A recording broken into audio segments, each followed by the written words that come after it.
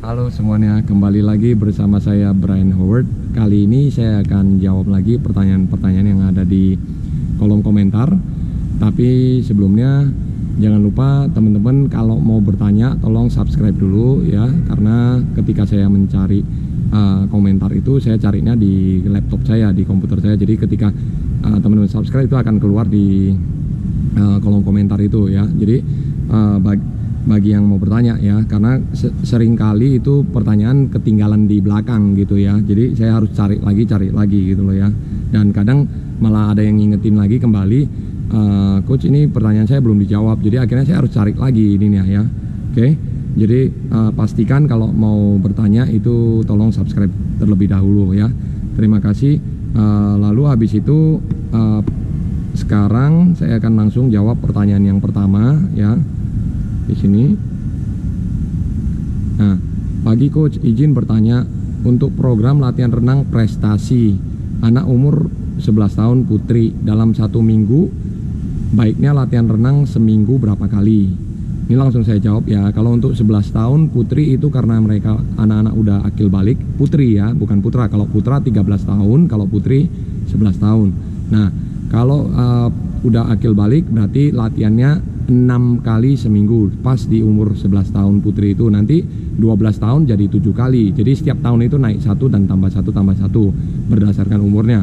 Jadi kalau putri itu 11 tahun 6 kali latihan dalam 1 minggu ya, 6 kali latihan renangnya ya. Nah, dan latihan fisik, mobility dan kelentukan seminggu berapa kali? Kalau untuk umur 11 tahun itu boleh latihan 1 kali ya, 1 kali latihan fisik ya. Nah, kalau stretching itu boleh tiap hari. Lalu habis itu kalau latihan fisik mobility misalnya kayak agility ladder atau apa ya yang lain, itu boleh seminggu dimasukin 1 kali. Jadi dalam seminggu itu latihan 6 kali, itu boleh salah satu harinya dikasih 1 hari yang latihan fisik ya, atau sering disebut sebagai latihan darat sih ya.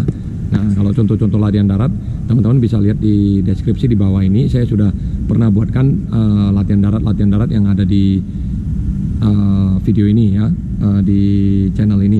Nah, lalu habis itu pertanyaan yang kedua ya, tadi sudah cukup jelas ya. Nah, pertanyaan yang kedua, nah, maaf coach, mau tanya PB itu apa ya? Nah, kan kemarin saya ada tulis ya bagaimana cara hitung target waktu dengan waktu terbaik segala macam. Nah, PB itu adalah P adalah personal, B adalah best. Jadi personal best time, ketika anak-anak misalnya ditanya 50 meter gaya kupu kamu berapa, 200 meter gaya kupu kamu berapa, 1500 meter gaya bebas kamu berapa. Nah, itu adalah personal best ya. Jadi kalau umumnya yang di sini adalah 200 personal best ya, 400 personal best itu yang biasanya formulanya bisa dihitung race pace. Jadi umumnya yang dipakai adalah 200 personal best atau 400 personal best. Jadi umumnya dua itu ada formulanya, misalnya set threshold 100 meter, misalnya 400 meter dibagi 2 ya, 200 meter personal best, misalnya 200 meter personal best adalah 2 menit dibagi 2 misalnya, berarti jadi 1 menit ditambah 10 detik, umumnya ditambah 10 detik ya, threshold itu ya. Atau 1 menit biasanya bisa ditambahkan 6 sampai 10 detik itu ya. Jadi 90%, 85 sampai 90% ya. Nah, jadi targetnya jadi katakanlah set 12 kali 100 threshold set misalnya, setiap 140 jalan. Target time-nya adalah 200, formulanya adalah 200 personal best dibagi 2 ditambah 10 detik, atau 400 personal best misalnya, 400 personal best dibagi 2 misalnya. Kalau 400 personal bestnya misalnya dia berenang 404 atau 408, berarti kan setiap 100 itu 102. Nah, 102 itu ditambah contohnya 6 detik gitu ya, lebih kurang seperti itu ya. Nah, Kalau itu adalah set threshold. Nah, set yang umumnya race pace itu kan ada set threshold, ada set race pace ya, dan yang lain-lain juga ya. Nah, itu ya. Tapi PB itu adalah personal best ya, waktu terbaik ya.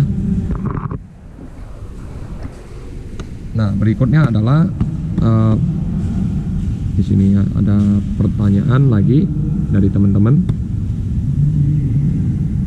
Di sini waktu untuk kecepatan renang gaya bebas dan gaya lainnya dengan jarak 50 meter. Dan untuk anak-anak usia 13 tahun. Ada nyamuk juga ya. Usia 13 tahun. Putra atau putri ini? Maksimalnya berapa ya Bang untuk masuk hitungan perlombaan? Nah, kalau hitungan perlombaan itu adalah personal best. Misalnya nih ya, berarti ini kan gaya bebas dan semua gaya ya. Kupu, punggung, dada bebas ya. Ya, ini ya. Kupu, punggung, dada bebas. Berarti 50 meter itu harus ngambil waktu terbaiknya dia. Misalnya 50 kupu adalah di 25 detik, 24 detik. Ya, berarti ketika dia maksimalnya berenang waktu di speed set misalnya 20 kali 50, ya dia harus dapatkan yang namanya 25 gitu loh ya. Nah, maksimalnya berapa ya? Hitungan maksimal untuk perlombaan adalah 100% dari personal bestnya. Jadi kalau punggung misalnya, punggung dia best time-nya adalah 26 misalnya atau 25 ya. Dia harus dapatkan ya 25 itu kalau di speed setnya. Misalnya kalau 20 katakanlah 10 kali 50 speed set, dia harus dapatkan di 100% tenaga semuanya, 100% best time-nya ya. Dia semua harus dapat di 10 kali 50 itu adalah di 25. Jadi kalau dada misalnya, dada dia berenang misalnya 28 detik, 27 detik best time-nya ya, dia harus berenang 27 gitu loh. Lalu habis itu ini kan ditanya maksimalnya kan, maksimalnya berarti 100% ya. Kecuali teman-teman setkan yang namanya 90% tenaga atau 95% tenaga. Nah, yang hitungan yang agak krusial umumnya di 95%, 90%. Anak-anak kan nggak paham nih. Nah, dari mana ngambilnya patokannya? Contoh, waktu gaya apapun itu, mau gaya kupu, punggung, dada bebas misalnya adalah 30 detik. 30 detik ini ditambahkan 10% ya dari best time-nya dia. Berarti 30 kali 10% sama dengan 3 detik. 3 detik ini ditambahkan 30 detik. Jadinya 33 detik. Jadi itu 33 detik sama dengan 90%-nya. Paham ya? Jadi 90%-nya adalah 33 detik. Jadi target waktu yang harus dia dapat, katakan kita buat program 20 kali 50 adalah 33. Nah, tapi biasanya itu ada descendingnya. Misalnya setiap misalnya setelah 5 descending, setelah 5 descending, setelah 5 descending. Kita juga boleh buat misalnya dia punya best time 30 detik. Kita buat 5 pertama dia harus berenang 34, lalu kedua dia harus berenang 5 kedua dia harus berenang 33, 5 ketiga 32, 5 ketiga 31. Jadi plus 1 dari best time dia. Best time dia kan 30 detik tadi. Jadi plus 1 detik terakhirnya dia harus dapat. Kalau dia bisa dapat ke 30 detik berarti itu bagus ya, ada kemajuannya. Atau dia bisa berenang di bawah 30 detik berarti itu ada kemajuannya gitu loh ya. Oke. Itu lebih kurang ya kalau mau hitungan maksimalnya ya. Nah, Coach, set aerobik itu latihan apa ya? Nah, jadi saya jelaskan dulu ya. Secara umum dasarnya ya, endurance sama dengan aerobik. Aerobik sama dengan daya tahan. Ya, jadi kalau teman-teman ada yang pakai N1, N2, N3 itu sebenarnya sama dengan A1, A2, A3. Jadi jangan bingung teman-teman. Tapi kalau mengenai periodisasi misalnya aerobik 1 atau N1, N2, N3, nanti di zona LT1, LP1, lalu habis itu ada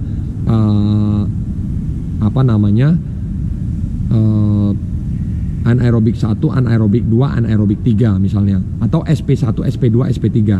Nah, LT biasanya adalah VO2 sama, itu hampir sama, lactate production, lactate tolerance itu VO2 max ya. Nah, lalu habis itu threshold ya, threshold di atasnya threshold, race pace, VO2 max itu hampir sama semuanya. Lalu habis itu SP1, SP2, SP3 itu adalah anaerobik 1, anaerobik 2, anaerobik 3. Nah, kalau mau diikutin itu kita harus tahu banyak versi. Misalnya di Amerika itu ada 7 periode, ada 7 tingkat atau 8 tingkat. Ada di Australia mungkin sampai 10 tingkat. Ada di mana sampai 11 tingkat. Jadi itu sebenarnya kalau mau kita sederhanakan periodisasi itu hampir energy system itu hampir kita asal kita tahu zona aja itu sudah kita sudah ketahuin di mana dia harus latihannya gitu loh ya. Nah, tapi yang membuat ribet adalah setiap zona itu berbeda-beda tipis-tipis gitu loh. Maksudnya sedikit-sedikit energy sistemnya berbeda, nadinya gitu loh ya. Selalu berdasarkan nadi sih itu ya. Nah, lalu habis itu makanya ketika teman-teman ngambil penataran atau sertifikasi itu pasti tetap ditatarkan, diberitahu namanya nadi, misalnya BPM itu adalah below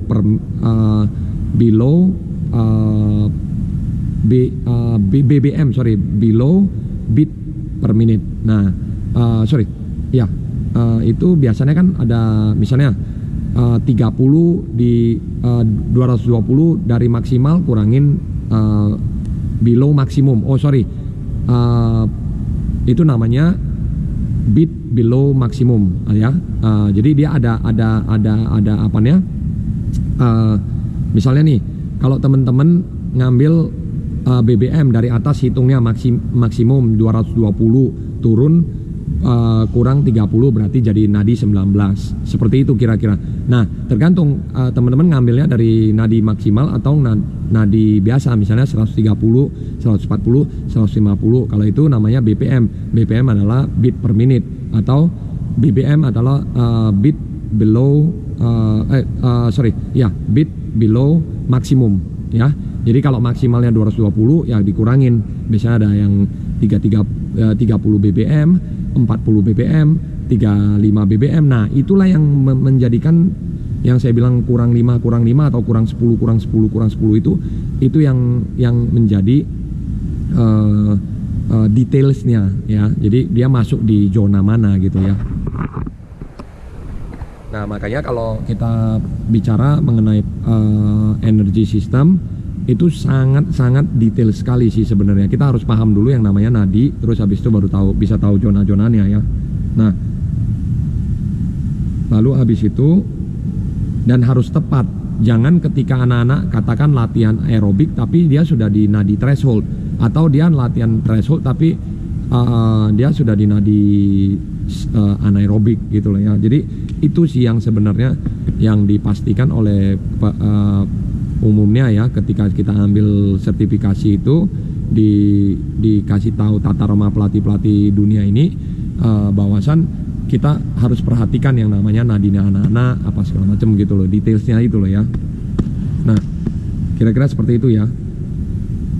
Nah, di sini kebetulan ada teman-teman yang dari Bangka Belitung hadir ya. Salam salam juga buat teman-teman yang ada di Bangka Belitung ya. Nah, di sini ada yang bertanya nih ya. Nih. Sorry, pertanyaannya ada 2 ini ya, yang di sini ya. Nah, jadi salam kenal coach, mau tanya soal latihan darat untuk anak umur 7 tahun putra, terima kasih. Ada 2 ya. Satu lagi kan ada ini nanti waktu libur puasa sebulan itu ya. Nah, oke, jadi saya akan jawab pertanyaan yang pertama ini, latihan darat yang cocok untuk anak umur 7 tahun ya. Soal latihan darat. Kalau anak umur 7 tahun belum saatnya untuk latihan darat yang spesifik banget, yang terlalu berat ya. Kalau hanya teman-teman mau kenalkan kayak misalnya lari 10 menit atau lari 5 menit itu sih boleh gitu loh. Tapi nggak mungkin anak umur 7 tahun kita suruh lari 45 menit, itu pasti nggak bisa ya. Karena apa? Bisa ketika kalau dia dia mau, itu kita sesekali sih gak jadi masalah ya. Tapi kalau teman-teman hajar terus, katakan lari, kasih push up, kasih ini, kasih itu, akhirnya apa? Nah itulah yang namanya adalah jangka pendek dan jangka panjang. Kita mau pemikirannya anak-anak untuk jangka panjang atau untuk jangka pendek?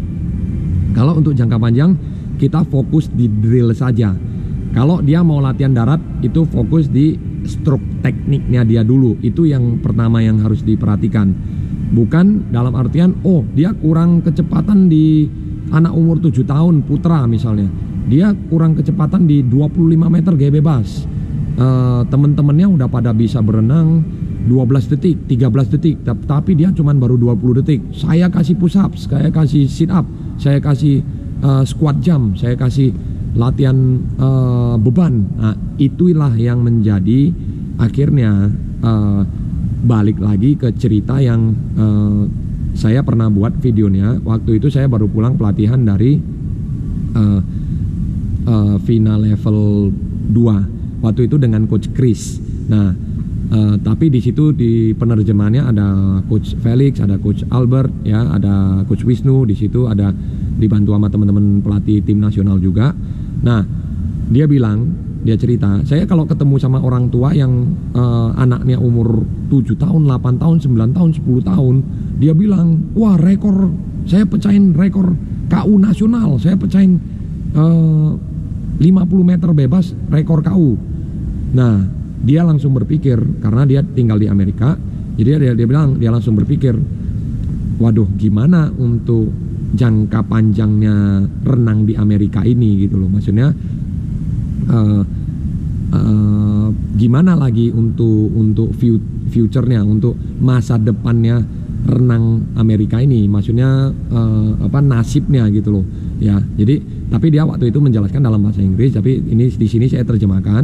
Nah, dia bilang dia sedih, dia bilang gitu. Kalau dia ketemu dengan orang tua yang anak umur 7 tahun, 8 tahun, 9 tahun, 10 tahun udah megang rekor KU atau 12 tahun udah megang rekor KU 50 meter gaya apa aja lah ya, 4 gaya misalnya ya. Nah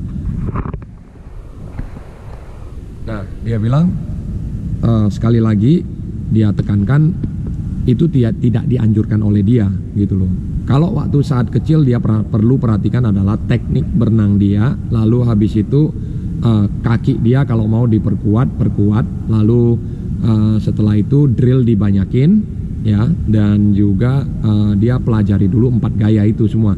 Jadi jangan fokus juga di satu gaya saja, karena ketika anak-anak kecil difokuskan hanya di satu gaya, akhirnya ketika nanti udah latihan katakanlah 7, 8, 9, 10, 11, 12, udah latihan 6 tahun, 12 tahun dia sudah bosen.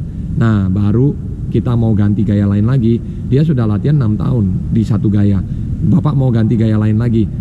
Contohkan saja Pak ya, misalnya kita sudah makan nasi segitu lama, dari umur katakan dari umur 0 sampai umur 30 tahun, tiba-tiba Bapak dikasih roti atau dikasih hanya gandum tanpa nasi, kira-kira seperti apa? Nah gitulah sama juga Pak, kira-kira ibaratnya ya. Ini saya cuman kasih gambaran luarnya lah gitulah ya. Jadi renang itu juga seperti itu Pak ya. Nah lalu pertanyaan yang kedua, nah mau tanya soal latihan darat, apakah, nah saya rasa sih nggak perlu Pak. Regular warm up stretching itu perlu. Kalau stretching bisa dilakukan kapan saja ya. Tapi kalau pemanasan biasa, misalnya kalau gerak kaki, gerak tangan, ya itu perlu flexibility ya, itu perlu ya. Nah kemarin sebelum puasa sempat dapat nomor 1 di gaya dada, di 4 gaya KU 2017. Berarti kalau 2017, 18, 19, 20, 21, 22, 23, 24. Oh, baru umur 7 tahun ya Pak berarti ya. Nah, sempat dapat nomor 1 di kejuaraan mana Pak maksudnya? Ini dapat nomor 1 ini, apakah kejuaraan sekolah apakah kejuaraan renang daerah kejurda ya. Kalau misalnya sekarang kan kalau nggak salah yang lagi berjalan itu kan Wali Kota Cup Magelang ya kalau nggak salah ya, atau yang di Jawa Tengah ya setahu saya ya. Nah, ada yang pecah rekor juga, itu selamat ya teman-teman yang rekor baru ya. Saya lupa namanya kemarin siapa ya, tapi di post juga ada di Instagram ya, di Aquatic Indonesia. KU1 gaya dada ya, kalau nggak salah 104 apa-apa gitu ya. KU2 apa KU1 itu ya, teman-teman bisa lihat sih ya itu ya. Nah, waktu puasa libur sebulan lebih, nggak latihan, bagaimana cara terbaik kembalikan stamina dan top performa. Nah, kalau di anak umur 7 tahun itu kita kalau bisa jangan ada kasih penekanan sama sekali. Betul dia mau jadi atlet, tapi harus ada jalannya, harus ada pengetahuannya di situ ya. Makanya kenapa diadakan penataran mulai dari ASKA level 1, ASKA level 2, ASKA level 3. Itu kemarin tuh ada ASKA Conference, lalu habis itu ada final level 1, final level 2, final level 3, PRSI C, PRSI B, PRSI A ya. Nah, kenapa harus diadakan yang namanya penataran pelatih? Karena ketika anak ini dilatih oleh seorang pelatih itu juga harus punya pengetahuan untuk memberitahukan kepada anaknya, dan juga harus menjadi role modelnya anak-anak gitu loh. Nah, jangan ketika kita bicara, katakanlah ya, ini Bapak kan maunya anak-anak sebulan libur, nggak latihan sama sekali. Bagaimana cara terbaik kembalikan stamina dan top performanya? Nah, kalau Bapak memang ngikutin benar-benar memang ngikutin renang ya, itu kalau Bapak 1 hari tidak latihan, ini formulanya ya, Bapak boleh hitung. Dan ini juga yang disampaikan oleh Michael Phelps dan Coach Bob Bowman ya. Ini yang sudah Michael Phelps adalah legenda renang dunia ya. Bapak pasti tahu, nggak mungkin kalau Bapak turun ke dunia renang nggak mungkin Bapak nggak tahu namanya Michael Phelps ya. Nah, Michael Phelps ya